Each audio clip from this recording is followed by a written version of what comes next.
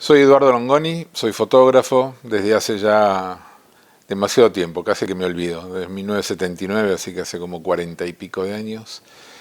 Trabajé toda mi vida en prensa, empecé en Noticias Argentinas, tuve una agencia como freelance y después trabajé 25 años en Clarín. Y ahora hace un tiempo, desde el 2015, que estoy un poco más retirado, sigo haciendo fotos, pero ya no en el nivel de lo que hacía antes de estar siempre en la calle y demás, así que me dedico un poco más a la docencia y a dar charlas, a hacer algunos libros. De hecho, el último libro que hice, Duerme Vela, es ya más un libro de texto que de fotos, pero siempre la fotografía es mi pasión y mi amor. Llegué a la fotografía absolutamente de casualidad. Yo salí de la colimba en el año, a principios, mediados del año 79, una colimba media complicada, época de dictadura, estuve movilizado en la frontera con Chile por el conflicto del Beagle y quería estudiar historia. De hecho, estudié unos años licenciatura en historia en la Universidad de Buenos Aires y la verdad que yo nací en una casa de clase media baja y bueno, mis viejos no tenían dinero para que yo hiciera la carrera y había que laburar de algo. En vez de enfilar para un kiosco, para un barcito, para pedir un laburo, enfilé para una agencia de noticias, Noticias Argentinas, que quedaba muy cerquita de mi casa. Yo vivía en el microcentro de la ciudad de Buenos Aires. Y me atendió un señor que después fue mi gran amigo y mi maestro, Miguel Ángel Cuarterolo, que era el editor de Noticias Argentinas. Y se ve que se apiadó de mí y me dijo, bueno, si querés, te podemos enseñar. Y ahí me quedé. Y ese fue el inicio de mi llegada a la fotografía. Y empecé a estudiar historia y ahí empezaron a correr cabeza a cabeza mis dos amores, ¿no? El de la historia y la fotografía. Ganó la fotografía, a los 3 años dejé mi carrera y nunca abandoné la fotografía. Bueno, para mí Noticias Argentinas fue mi cuna y mi escuela de fotografía y yo no tenía ni idea de lo que era una agencia de noticias, lo que era la fotografía de prensa. Ahí lo fui aprendiendo y en una época donde era complicado fotografiar, porque en plena dictadura esta cuestión que tenían los militares, la dictadura de lo que no se ve no existe, los fotógrafos éramos realmente los blancos móviles en la calle, ¿no? En las primeras marchas que había de obreros, algunas protestas estudiantiles, las organizaciones de derechos humanos, las madres de Plaza de Mayo. Y así fue como fuimos todos haciendo un montón de fotos que no salían en los medios, por lo cual en el año 81 un grupo que nos autodenominamos Grupo de Reporteros Gráficos, creamos la muestra del periodismo gráfico argentino, que hasta hoy la Asociación de Reporteros Gráficos sigue haciendo. Y esa fue la primera vez, mis primeras fotos colgadas en una pared, ¿no? que además eran realmente un desafío a la dictadura, la temática de esa muestra, que eran justamente esas fotos que los medios no se animaban a publicar. Y de ahí la cuestión de las exposiciones fue creciendo y bueno, obviamente seguí participando de esa muestra y después empecé a tener muestras más con menos gente, con menos fotógrafos, más temáticas, hasta que recién en el año 90 hice mi primera muestra individual, que fue en el Centro Cultural Recoleta, acá en Buenos Aires. Y a partir de ahí, bueno, sí, hice muchas muestras acá, en Argentina y en el exterior.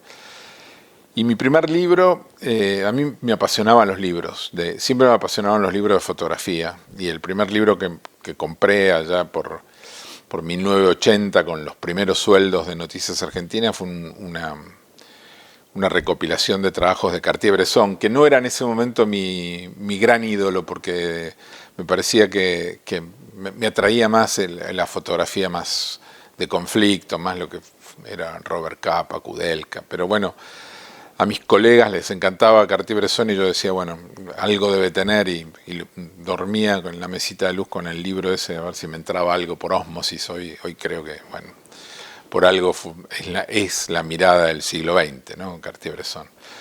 Pero la verdad que para mí, así como estaba apasionado por los libros de fotografía, jamás pensé que yo iba a poder hacer un libro de fotografía. Y llegó el momento en el 94, en 1994, después de haber trabajado 2 años con Ernesto Sábato, con el escritor, de haber ido mucho a su casa, de haberlo llevado a los lugares de sus novelas, que él no había querido volver, por Barracas, por Parque Lezama, todos esos escenarios de sus personajes, de Martín y Alejandra, de Sobreros y Tumbas, que Seix Barral quiso recopilar todos esos trabajos, esas fotos, con algunos textos de Ernesto, y hice mi primer libro, que fue de Sábato, y luego en esa temática hice un libro que le tengo mucho cariño, con Mario Benedetti, que fue así como una figura muy importante en mi vida. Con Benedetti hicimos 2 libros y a partir de ahí no paré. Me parece que el mejor envase posible para un trabajo fotográfico son los libros. Bueno, ya llevo 13 libros. El último que salió es Duerme Vela, que es un libro de fotos y de texto que editó Arte por Arte en diciembre del año pasado, del 2021. Y bueno, creo que los libros son así como el lugar para la fotografía, más allá de que las muestras y las exposiciones siguen siendo algo importante en mi fotografía, porque llegan tal vez a más público, porque las fotografías de alguna manera tal vez lucen más, en el sentido de que están copiadas en papel fotográfico. El libro después tiene un tratamiento industrial, pero yo creo que el libro es lo que las fotos en los libros perduran por mucho tiempo. El primer libro tuvo una característica, que era que yo estaba tan entusiasmado con el libro que no le puse nombre. O sea, se llama Sábato, fotografía de Eduardo Longoni. Después hice 2 libros con Benedetti. Uno se llama Poemas Revelados y el otro se llama Utopías en Foco. Un libro de paisajes en blanco y negro, se llama Sitios Infinitos. Después hice otro libro de paisajes ya de un lugar muy emblemático en mi vida, un lugar donde yo durante años quise ir a vivir, que es el Camino de los 7 Lagos, y se llama Patagonia, un paraíso de 7 lagos. Un libro de Buenos Aires, un libro muy nostálgico, que estuvo inspirado un poco en el recuerdo de mi viejo, que cuando había muerto, y yo tenía el recuerdo de su gusto por el tango. Era un gran bailarín de tango, que se llama Aires de Buenos Tangos.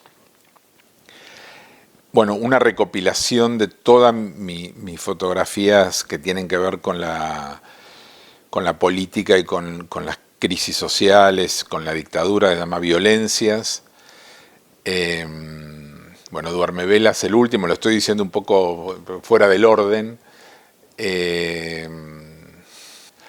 Bueno, Destiempos es un libro que tiene 4 ensayos fotográficos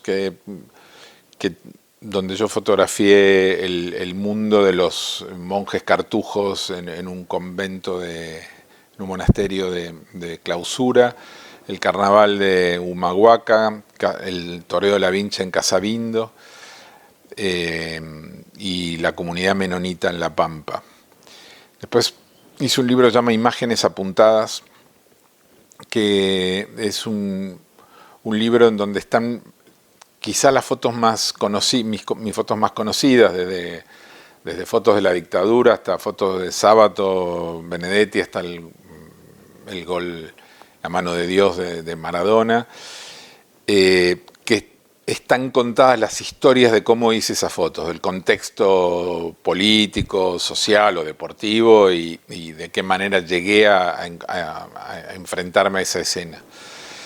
Pues Fotografía y Memoria es un libro cuyo autor es Alberto del Castillo, pero bueno, que indaga sobre mi fotografía, es como un libro sobre un autor, y que tenemos muchos diálogos con Alberto del Castillo, que es un historiador mexicano. Es un libro que me encanta.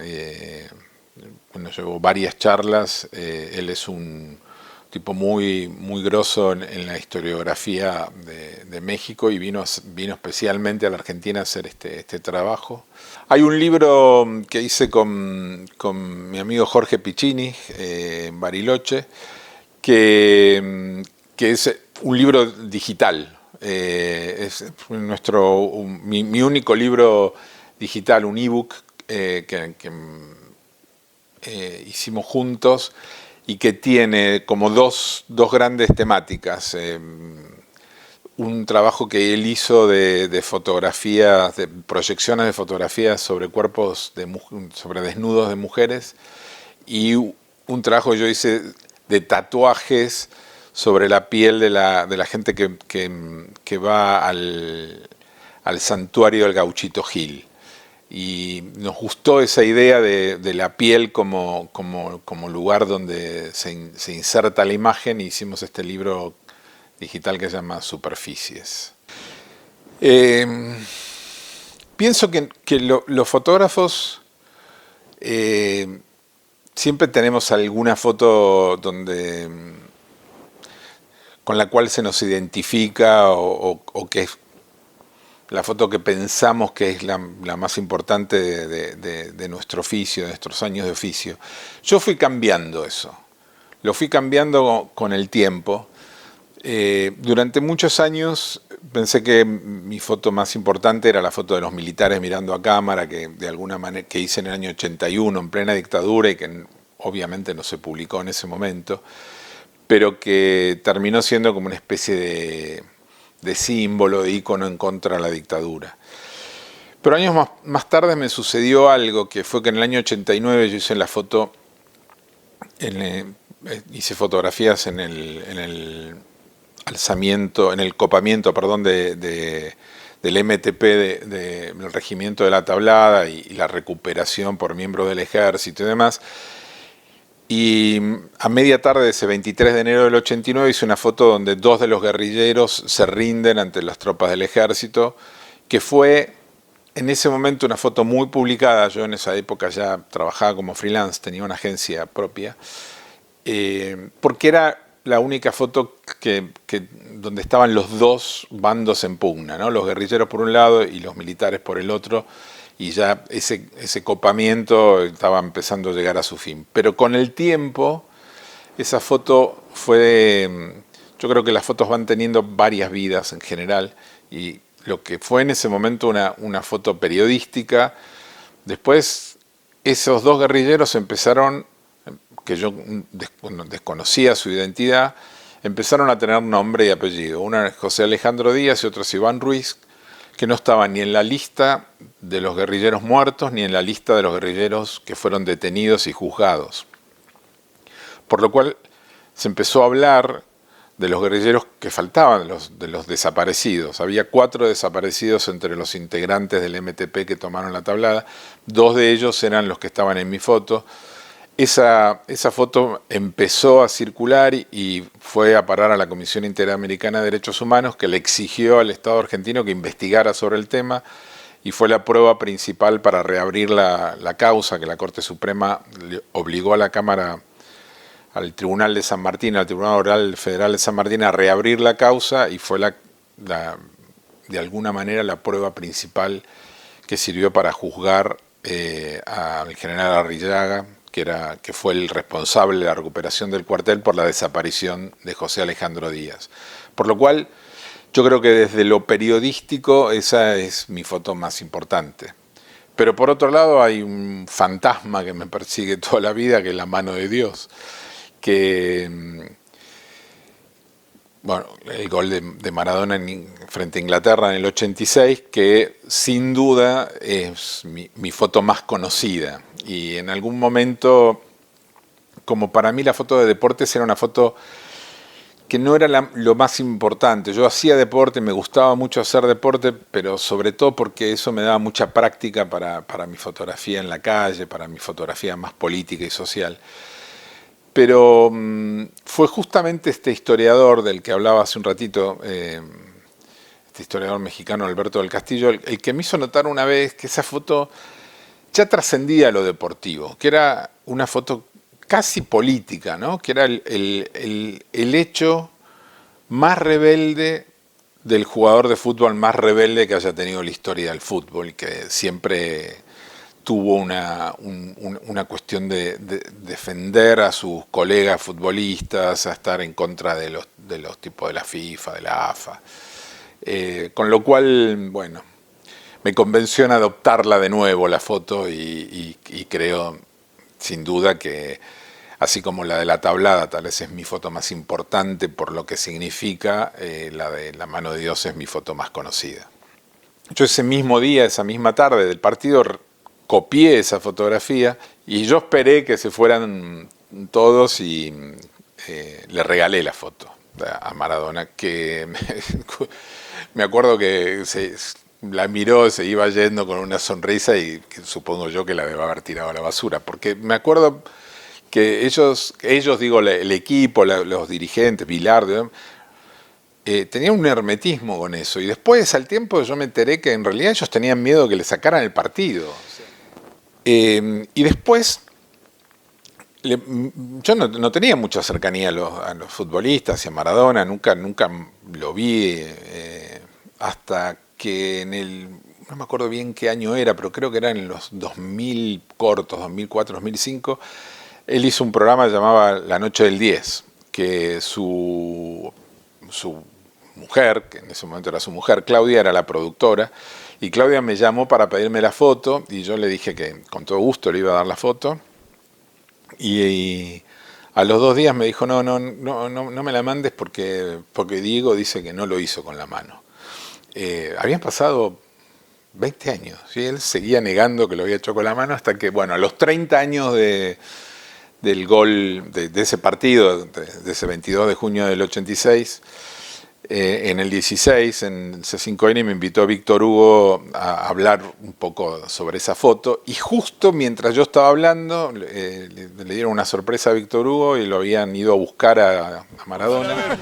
Eduardo Longoni. Eduardo Longoni es el fotógrafo de la mano de Dios. Una fotografía de una perfección absolutamente increíble. Sin la foto, todavía podría decirse que el gol a lo mejor fue de cabeza, ¿no? Bueno, pero vos lo viste, vos desde arriba lo viste y la cuestión es que desde ahí abajo era difícil tener esa foto. Yo estaba un poco desesperado porque tenía pocas fotos, había quedado muy mal ubicado. Para los fotógrafos siempre nos ubicamos más cerca del banderín del córner. Así que estaba con un telecorto, una cuestión técnica, y tenía la cámara en el ojo y era una jugada insólita. ¿Por qué uno iba a fotografiar eso? Gilton tenía que agarrar esa pelota. Sin embargo, bueno, yo aventuré que algo podía pasar, se levantó una sombra y esa sombra es Maradona. Eduardo Longoni, que tomó esta fotografía, Diego, la histórica fotografía, la única manera de saber que fue mano. La que me mandó en cara. Fue para mí como un gusto volver a ver. Estaba bien en esa época Maradona y verlo bien y verlo con la foto fue genial. Yo pensé cuando sobrevino la época digital que era solamente un cambio de paradigma. En vez de poner película le poníamos una tarjeta a la cámara, pero que eso iba a resultar igual. Y creo que me equivoqué largamente. El cambio de la fotografía analógica y el paso hacia la digitalización, en principio, creó una nueva, sobre todo en el fotoperiodismo, una nueva idea de cómo se desarrolla o cómo el emisor, que era el fotógrafo, y el receptor, que era el lector del diario o de la revista, estaban parados frente a frente. Ahí, con la digitalización, con la posibilidad de que cualquiera tenga un teléfono celular, una cámara chiquitita para poder hacer una foto y demás, eso que antes tenía como una flecha que iba del receptor del emisor al receptor, empezó a ser un círculo. y en algunos casos un círculo vicioso que hizo que la mayoría de los medios o inclusive los canales de televisión tengan más imágenes de la gente que llega a un lugar, de las cámaras de seguridad, además que de los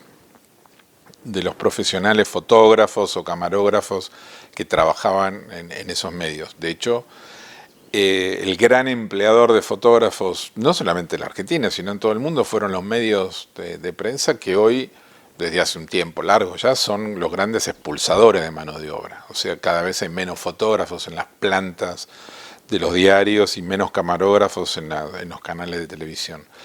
Por lo cual la digitalización y la fotografía digital tuvo ese primer recorrido que tiene que ver con el trabajo de un grupo de gente. Pero aparte, y esto que viene me parece que es lo más grave, empezó a vaciar de verosimilitud a la fotografía. Yo conté hace un rato que a partir de de mi foto de la tablada, como prueba principal se juzgó a un general y hubo un juicio. Y esa foto es una foto analógica, es una serie de fotos analógicas, son 8 fotos de las que a partir de una sencilla pericia nadie duda de esa serie. Todo el tribunal, el juzgado, los abogados defensores del general y los abogados querellantes, todo el mundo se basa en que esa fotografía, más allá de la subjetividad de la foto, porque obviamente que el sujeto que hace la foto le pone su subjetividad, es una foto que refleja algo que ocurrió. En cambio, hoy estamos absolutamente, podemos negar cualquier cosa.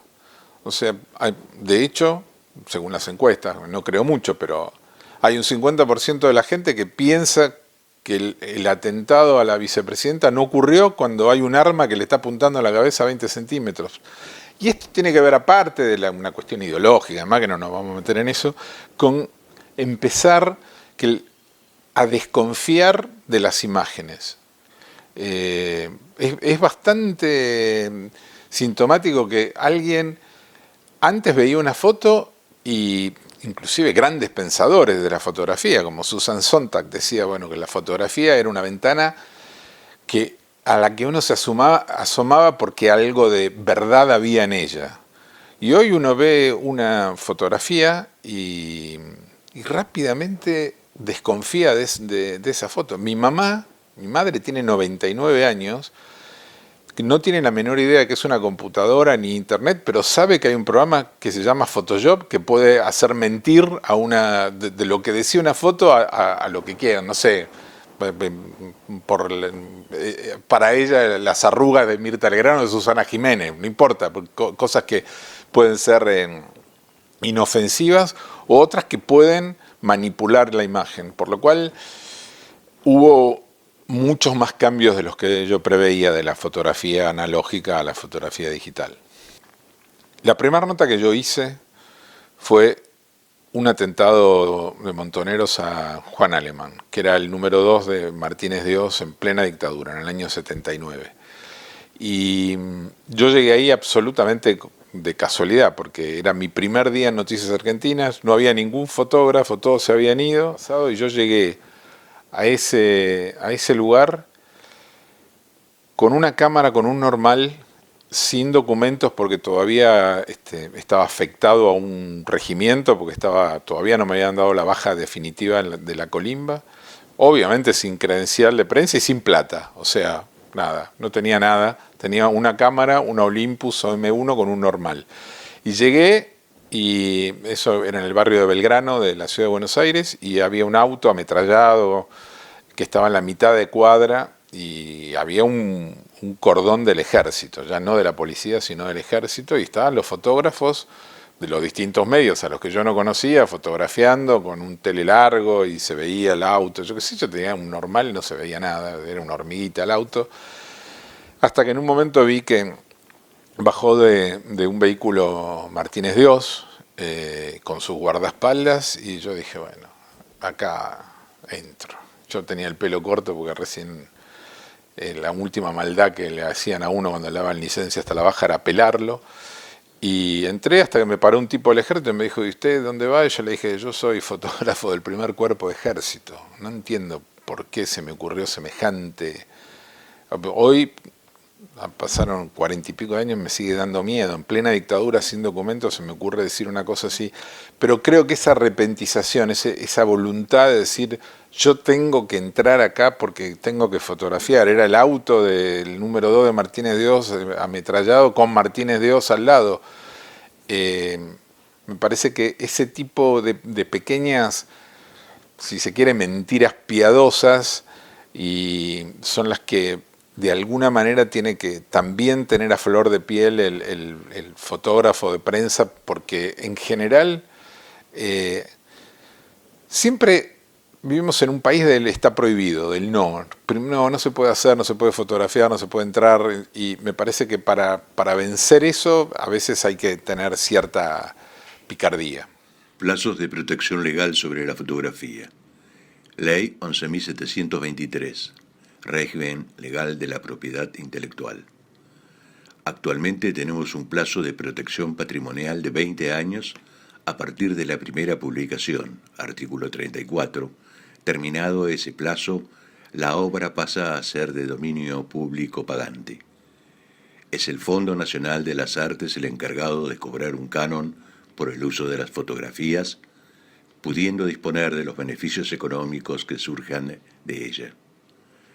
Las demás obras, científicas, literarias o artísticas, tienen una protección de 70 años posteriores a la muerte del autor. Artículo 5. Queremos que el plazo de protección sea de 70 años, al igual que las demás obras de arte. Pensar en la ley que nos... Bueno, en general las leyes amparan, ¿no? En este caso es... La ley nos desampara de nuestro derecho del uso de la fotografía después de los 20 años de la primera publicación, lo cual es, en mi opinión, y creo que en la opinión de muchos abogados y hasta de algunos jueces, absolutamente inconstitucional. No puede haber un plazo, no puede vencer el derecho de autor y el derecho intelectual de una obra en vida del autor. Es ridículo, o sea, se supone entonces que todas mis fotos de la época de la dictadura ya están en dominio público, cuando yo aún estoy vivo y tendría que poder esas obras redituarme a mí en el uso indebido o en el uso sin mi consentimiento, redituarme a mí una remuneración, por lo cual me parece que en este caso vivimos en un país donde a los fotógrafos la ley no nos ampara, sino que nos desampara. Bueno, mi próximo, en realidad no es mío el proyecto, pero ya están en la postproducción de un documental sobre mis fotos y sobre un poco mi vida, que se llama Una mirada honesta, que dirige Roberto Persano y que... Calculamos que en noviembre ya va a estar en alguna sala del Inca, porque es una película hecha a partir de fondos del Inca, porque ganaron un concurso de cine documental, y la verdad que es un honor que haya una película sobre mis fotos, y estoy súper contento. Vi un primer corte y estoy súper contento de cómo quedó. Así que, bueno, los invito a verla. Una mirada honesta se llama.